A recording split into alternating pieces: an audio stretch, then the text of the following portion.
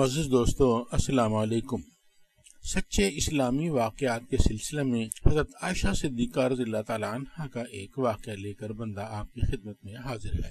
واقعہ کا عنوان ہے حضرت عائشہ صدیقہ رضی اللہ تعالیٰ عنہ کے آنسو۔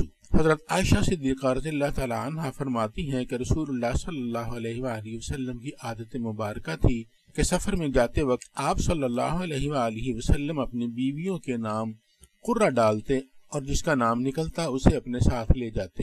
چنانچہ ایک غزوے کے موقع پر میرا نام نکلا، میں آپ صلی اللہ علیہ وآلہ وسلم کے ساتھ چلی۔ یہ واقعہ پردے کی آیاتیں اترنے کے بعد کا ہے۔ ہوتا یوں ہے کہ میں اپنے ہووج میں بیٹھی رہتی اور جب قافلہ چلتا تو یوں ہی ہووج رکھ دیا جاتا۔ ہم غزوے پر گئے، حضرت صلی اللہ علیہ وآلہ وسلم غزوے سے فارغ ہوئے اور واپس لوٹے اور مدینے کے قریب آ گئے۔ رات کو چلنے کی آواز لگائی گئی، میں قضائے حاجت کے لیے نکلی اور لشکر کے پڑاؤ سے دور جا کر میں نے قضائے حاجت کی، پھر واپس لوٹی۔ لشکر گاہ کے قریب آ کر میں نے اپنے گلے کو ٹٹولا تو ہار نہ پایا۔ میں واپس اس کے ڈھونڈنے کے لیے چلی گئی اور تلاش کرتی رہی۔ یہاں یہ ہوا کہ لشکر نے کوچ کر دیا۔ جو لوگ میرا ہووج اٹھاتے تھے انہوں نے یہ سمجھ کر کہ میں حسب عادت اندر ہی ہوں، ہووج اٹھا کر اوپر رکھ دیا اور چل پڑے۔ یہ بھی یاد رہے کہ اس وقت عورتیں نہ کچھ ایسا کھاتی پیتی تھیں، نہ وہ بھاری بدن کی بوجھل ہوتی تھیں۔ میرے ہووج اٹھانے والوں کو میرے ہونے یا نہ ہونے کا مطلق پتہ نہ چلا، اور میں اس وقت اوائل عمر کی تو تھی ہی، الغرض بہت دیر کے بعد مجھے میرا ہار مل گیا تو میرا ہووج اٹھانے والوں کو میرے ہونے یا نہ ہونے کا مطلق پتہ نہ چلا۔ یہاں میں جو پہنچی تو کسی آدمی کا نام و نشان بھی نہ تھا، کوئی پکارنے والا نہ تھا، نہ جواب دینے والا۔ میں اپنے نشان کے مطابق وہیں پہنچی جہاں ہمارا اونٹ بٹھایا گیا تھا، اور وہاں انتظار میں بیٹھ گئی کہ جب آپ صلی اللہ علیہ وآلہ وسلم چل کر میرے نہ ہونے کی خبر پائیں گے تو مجھے تلاش کرنے کے لیے یہیں آئیں گے۔ مجھے بیٹھے بیٹھے نیند آ گئی۔ اتفاق سے حضرت صفوان بن معطل سلمہ ذکوانی جو لشکر کے پیچھے رہتے تھے، وہ پچھلی رات کو چلے تھے، صبح کی روشنی میں یہاں پہنچ گئے۔ ایک سوتے ہوئے آدمی کو دیکھ کر خیال آیا، غور سے دیکھا تو چونکہ پردے کے حکم سے پہلے وہ مجھے دیکھتے ہی تھے، دیکھتے ہی پہچان گئے اور بآواز بلند ان کی زبان سے نکلا، انا للہ و انا الیہ راجعون۔ ان کی آواز سنتے ہی میری آنکھ کھل گئی اور میں اپنی چادر سے اپنا منہ ڈھانپ کر سنبھل بیٹھی۔ انہوں نے جھٹ سے اپنے اونٹ کو بٹھایا اور اس کی ٹانگ پر اپنا پاؤں رکھا۔ میں اٹھی اور اونٹ پر سوار ہو گئی۔ انہوں نے اونٹ کو کھڑا کر دیا اور بھگاتے ہوئے لے چلے۔ قسم اللہ کی، نہ وہ مجھ سے کچھ بولے نہ میں نے ان سے کوئی بات کی، نہ سوائے انا للہ کے میں نے ان کے منہ سے کوئی کلمہ سنا۔ دوپہر کے وقت ہم اپنے قافلے سے مل گئے۔ بس اتنی ہی بات کا ہلاک ہونے والوں نے بتنگڑ بنا لیا۔ ان کا سب سے بڑا اور بڑھ بڑھ کر باتیں کرنے والا عبداللہ بن ابی بن سلول تھا۔ مدینے آتے ہی میں بیمار پڑ گئی اور مہینے بھر تک بیماری میں گھر میں رہی۔ نہ میں نے کچھ سنا، نہ کسی نے مجھ سے کہا۔ جو کچھ غل غپاڑا لوگوں میں ہو رہا تھا اس سے بے خبر تھی۔ البتہ میرے دل میں یہ خیال بسا اوقات گزرتا تھا کہ رسول اللہ صلی اللہ علیہ وآلہ وسلم کی مہر و محبت میں کمی کی کیا وجہ ہے۔ بیماری میں عام طور پر جو شفقت رسول کریم صلی اللہ علیہ وآلہ وسلم کو میرے ساتھ ہوتی تھی، اس بیماری میں وہ بات نہ پاتی تھی۔ اس لیے مجھے رنج تو بہت تھا مگر کوئی وجہ معلوم نہ تھی۔ بس حضرت صلی اللہ علیہ وآلہ وسلم تشریف لاتے، سلام کرتے اور دریافت فرماتے کہ طبیعت کیسی ہے، اور کوئی بات نہ کرتے۔ اس سے مجھے بڑا صدمہ ہوتا، مگر بہتان بازوں کی تہمت سے میں بالکل غافل تھی۔ اب سنیے، اس وقت تک گھروں میں لیٹرین کا انتظام نہ تھا، اور عرب کی قدیم عادت کے مطابق ہم لوگ میدان میں قضائے حاجت کے لیے جایا کرتے تھے۔ عورتیں عموماً رات کو جایا کرتی تھیں۔ گھروں میں لیٹرین بنوانے پر عام طور پر نفرت کی جاتی تھی۔ حسب عادت مسطح بنت ابی رحم بن عبد المطلب بن عبد مناف کے ساتھ قضائے حاجت کے لیے چلی۔ اس وقت میں بہت ہی کمزور تھی۔ یہ مسطح رضی اللہ تعالیٰ عنہ میرے والد رضی اللہ تعالیٰ عنہ کی خالہ تھیں۔ ان کی والدہ صخر بن عامر کی لڑکی تھیں۔ ان کے لڑکے کا نام مسطح بن اثاثہ بن عبادہ بن عبد المطلب تھا۔ جب ہم واپس آنے لگے تو حضرت مسطح رضی اللہ تعالیٰ عنہ کا پاؤں چادر کے دامن میں الجھا اور بے ساختہ ان کے منہ سے نکل گیا کہ تائس مسطح غارت ہو۔ مجھے برا لگا اور میں نے کہا تم نے بہت برا کلمہ بولا، توبہ کرو، تم گالی دیتی ہو جس نے جنگ بدر میں شرکت کی۔ اس وقت مسطح رضی اللہ تعالیٰ عنہ نے کہا، بھولی بی بی آپ کو کیا معلوم میں نے کیا بات کہی ہے؟ انہوں نے فرمایا وہ بھی ان لوگوں میں ہے جو آپ کو بدنام کرتے پھرتے ہیں۔ مجھے سخت حیرت ہوئی، میں ان کے سر ہو گئی کہ کم از کم مجھے سارا واقعہ تو کہو۔ اب انہوں نے بہتان باز لوگوں کی تمام کارستانیاں مجھے سنائیں۔ میرے تو ہاتھوں کے طوطے اڑ گئے، رنج و غم کا پہاڑ مجھ پر ٹوٹ پڑا، مارے صدمے کے میں تو اور بیمار ہو گئی۔ بیمار تو پہلے سے تھی، اس خبر نے تو نہ ڈھال کر دیا۔ جوں توں کر کے گھر پہنچی، اب صرف یہ خیال تھا کہ میں اپنے میکے جا کر اور اچھی طرح معلوم تو کر لوں کہ کیا واقعی میری نسبت ایسی افواہ پھیلائی گئی ہے اور کیا کیا مشہور کیا جا رہا ہے۔ اتنے میں رسول اللہ صلی اللہ علیہ وآلہ وسلم میرے پاس تشریف لائے اور سلام کیا اور دریافت فرمایا کیا حال ہے۔ میں نے کہا اگر آپ صلی اللہ علیہ وآلہ وسلم اجازت دیں تو میں اپنے والد رضی اللہ تعالیٰ عنہ کی پاس چلی جاؤں۔ آپ صلی اللہ علیہ وآلہ وسلم نے اجازت دے دی۔ میں یہاں سے آئی، اپنی والدہ رضی اللہ تعالیٰ عنہ سے پوچھا کہ اماں جان لوگوں میں میرے متعلق کیا باتیں پھیلائی جا رہی ہیں؟ انہوں نے فرمایا بیٹی کسی شخص کی اچھی بیوی جو اسے محبوب ہو اور اس کی سوکنے بھی ہوں، وہاں ایسی باتوں کا کھڑا ہونا تو لازمی امر ہے۔ میں نے کہا سبحان اللہ، کیا واقعی لوگ میری نسبت ایسی افواہیں اڑا رہے ہیں؟ اب تو مجھے رنج و غم نے اس قدر گھیرا کہ بیان سے باہر ہے۔ اس وقت سے جو رونا شروع ہوا واللہ ایک دم بھر کے لیے میرے آنسو نہیں تھمے۔ میں سر ڈال کر روتی رہی، کہاں کا کھانا، کہاں کا پینا، کہاں کا سونا جاگنا اور کہاں کی بات چیت، بس رنج و علم اور رونا ہے اور میں ہوں۔ ساری رات اسی حالت میں گزری کہ آنسوؤں کی لڑی نہ تھمی۔ دن کو بھی یہی حال رہا۔ حضرت صلی اللہ علیہ وآلہ وسلم نے حضرت علی رضی اللہ تعالیٰ عنہ کو اور حضرت اسامہ بن زید رضی اللہ تعالیٰ عنہما کو بلایا۔ وحی میں دیر ہوئی، اللہ تعالیٰ کی طرف سے آپ کو کوئی بات معلوم نہ ہوئی تھی، اس لیے آپ صلی اللہ علیہ وآلہ وسلم نے ان دونوں حضرات سے مشورہ کیا کہ آپ صلی اللہ علیہ وآلہ وسلم مجھے الگ کر دیں یا کیا کریں۔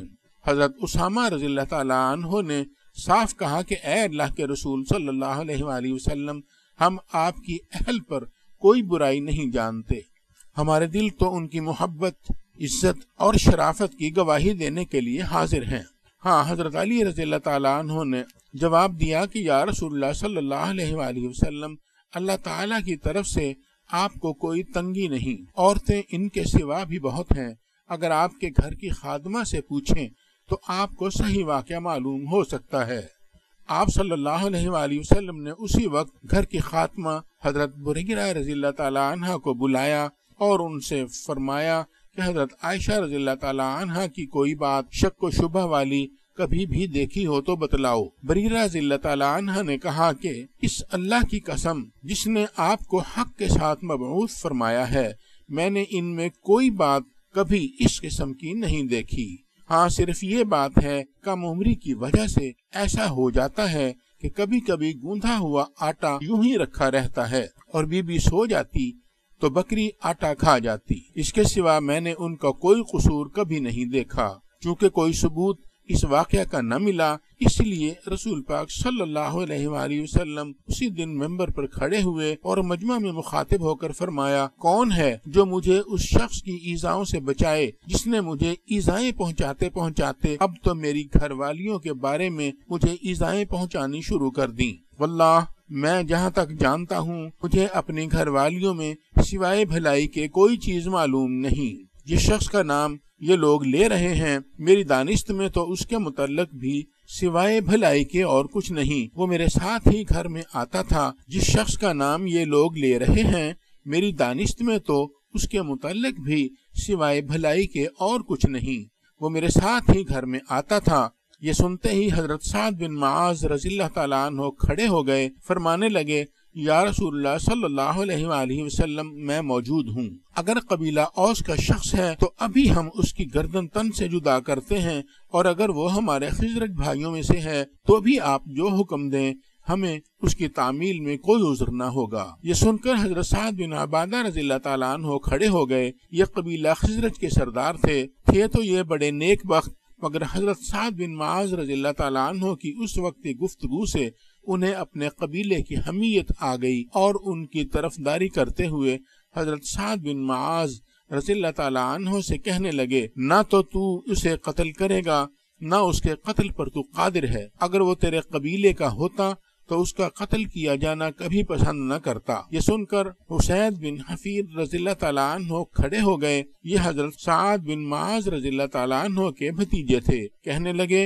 اے سعد بن عبادہ، تم جھوٹ کہتے ہو، ہم اسے ضرور مار ڈالیں گے۔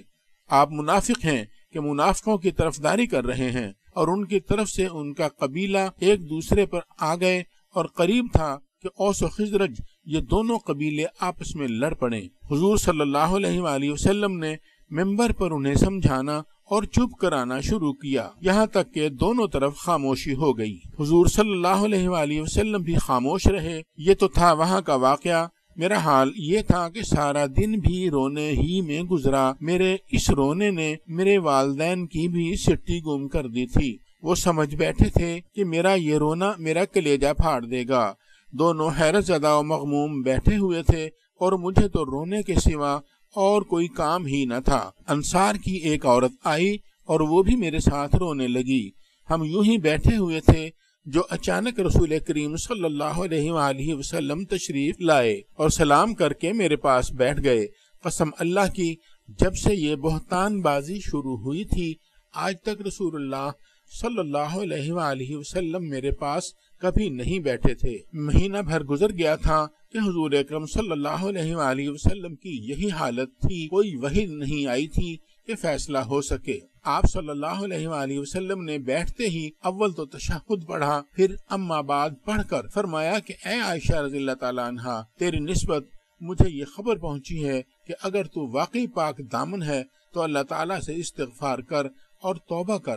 بندہ جب گناہ کر کے اپنے گناہ اقرار کے ساتھ اللہ کی طرف جھکتا ہے اور اس سے معافی طلب کرتا ہے تو اللہ تعالیٰ اسے بخش دیتا ہے۔ آپ صلی اللہ علیہ وآلہ وسلم اتنا فرما کر خاموش ہو گئے۔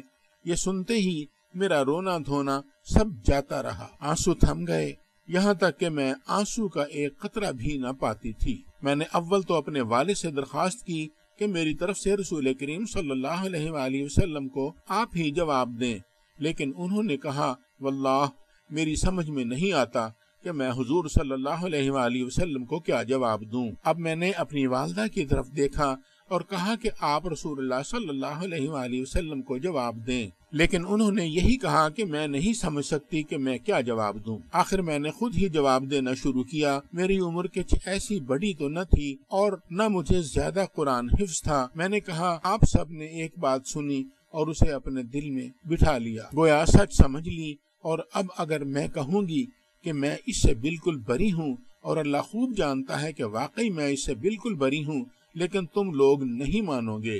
ہاں، اگر میں کسی امر کا اقرار کر لوں، حالانکہ اللہ تعالیٰ کو خوب علم ہے کہ میں بالکل بے گناہ ہوں، تو تم ابھی مان لو گے۔ میری اور تمہاری مثال تو بالکل حضرت ابو یوسف علیہ السلام کا یہ قول ہے، فَصَبْرٌ جَمِيلٌ وَاللَّهُ الْمُسْتَعَانُ عَلَى مَا تَصِفُونَ۔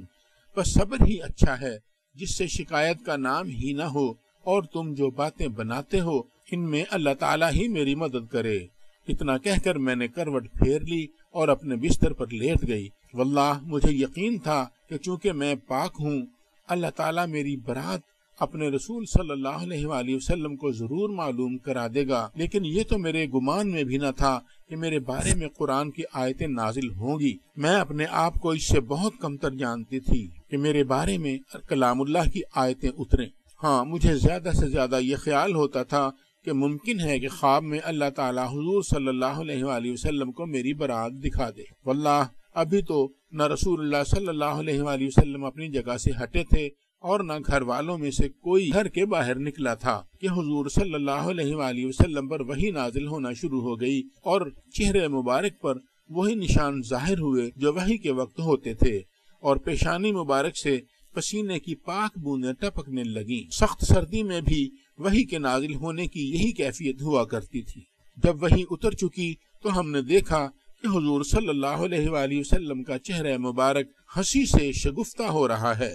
سب سے پہلے آپ صلی اللہ علیہ وآلہ وسلم نے میری طرف دیکھ کر فرمایا کہ عائشہ خوش ہو جاؤ، اللہ تعالیٰ نے تمہاری برات نازل فرما دی۔ اسی وقت میری والدہ نے فرمایا کہ بچی حضور صلی اللہ علیہ وآلہ وسلم کے سامنے کھڑے ہو جا۔ میں نے جواب دیا کہ واللہ نہ تو میں آپ صلی اللہ علیہ وآلہ وسلم کے سامنے کھڑی ہوں اور نہ سوائے اللہ تعالیٰ کے کسی اور کی تعریف کروں، اسی نے میری برات اور پاکیزگی نازل فرمائی ہے، اس لیے میں تو اسی کی تعریف کروں گی اور اسی کا شکریہ ادا کروں گی۔ معزز دوستو، حضرت عائشہ رضی اللہ تعالی عنہ کے آنسو کے عنوان سے یہ واقعہ یہاں مکمل ہوا۔ انشاءاللہ مزید اسلامی واقعات لے کر بندہ جلد آپ کی خدمت میں حاضر ہوگا۔ تب تک کے لیے اجازت دیجیے، اپنا خیال رکھیے گا۔ اللہ حافظ۔